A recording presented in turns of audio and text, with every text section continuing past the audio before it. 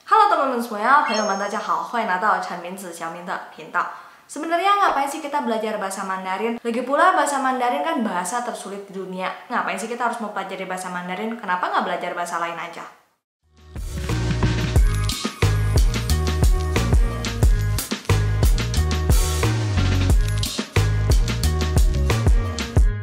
Oke, ngomongin belajar bahasa asing, terutama bahasa Mandarin, sekarang ini kalau ditanya, sebagian besar pasti akan menjawab karena ya China kan sekarang ini ekonominya lagi maju banget.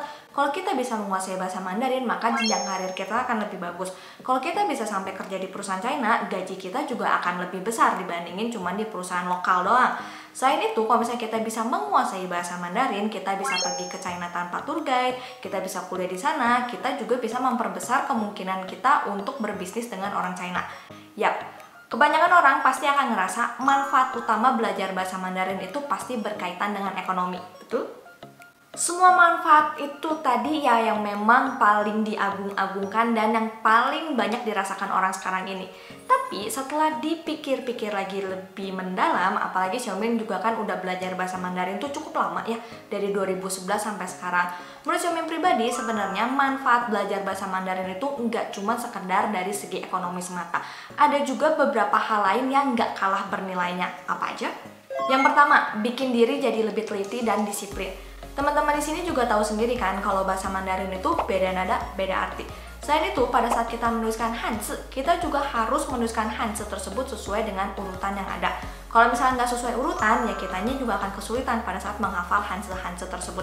Nah, jadi buat teman-teman di sini yang masih kesulitan dengan Hanzi, coba deh latihan menulis sesuai dengan urutan dan ditulis berulang kali. Pasti hasilnya akan beda. Nah, selain kan harus menulis Hanzi sesuai dengan urutan yang tepat, pada saat belajar bahasa Mandarin kita juga dilatih untuk mengucapkan pelafalan dan nada dengan tepat. Nah, hal inilah yang tanpa disadari lama-kelamaan membuat Xiaomi jadi pribadi yang lebih teliti dan juga disiplin. Ada satu kalimat yang bagus banget nih teman-teman.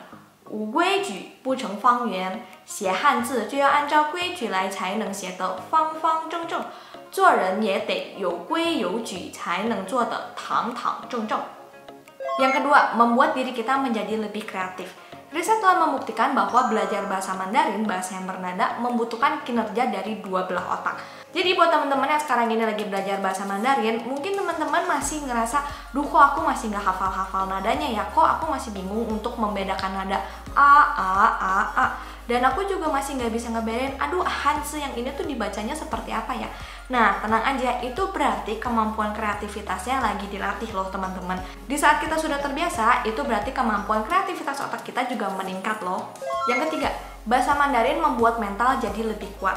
Bahasa Mandarin adalah bahasa tersulit di dunia. Pernyataan ini teman-teman pasti setuju dong?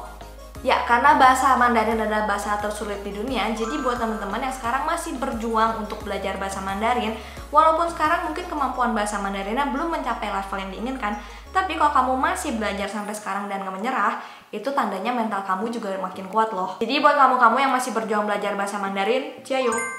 Pokoknya teman-teman jangan pernah ngerasa putus asa, ngerasa minder, atau ngerasa, duh kok kemampuan bahasa Mandarin aku gini-gini aja ya. Mungkin memang proses kita untuk mempelajari bahasa asing itu butuh waktu yang lebih lama. Atau mungkin bahkan amit-amit nih ya, amit-amit nih teman-teman. Setelah kita belajar bahasa Mandarin, ternyata kita nggak kuliah ke China, kita nggak ke China jalan-jalan, kita nggak kerja di perusahaan China. Amit-amit banget nih ya, amit-amit ternyata selama kita belajar bahasa Mandarin itu kita nggak praktek sama sekali. Dan setelah belajar pun nggak kepake sama sekali bahasa Mandarin ya. Jangan pernah ngerasa percuma atau buang-buang waktu udah belajar bahasa Mandarin ya. Jangan pernah ngerasa sia-sia, karena dibalik itu, meskipun bahasa Mandarinnya itu nggak kepake dalam kehidupan kita, tapi proses pada saat kita belajar itu dimana membentuk kita menjadi pribadi yang lebih teliti, lebih disiplin, lebih kreatif, bermental baja dan pantang menyerah, itu juga salah satu pencapaian yang oke banget loh. Maka dari itu, nggak akan ada yang sia-sia pada saat kita mempelajari sesuatu. 每个人都有自己的闪光点. Selain itu, 只要还在跑，多远都可以到达。那么朋友们，我们一起努力吧，加油！ Nah, itu dia 3 manfaat belajar bahasa Mandarin yang Xiaomi rasain. Kalau kamu, 留言分享一下哈。 Oke deh teman-teman, videonya hari ini sampai di sini dulu ya. Jangan lupa juga untuk follow TikTok dan Instagram Xiaomi di @chenminza_Xiaomi, karena di situ juga banyak konten seru menarik lainnya loh. 好的朋友们，我们下次见吧，拜拜。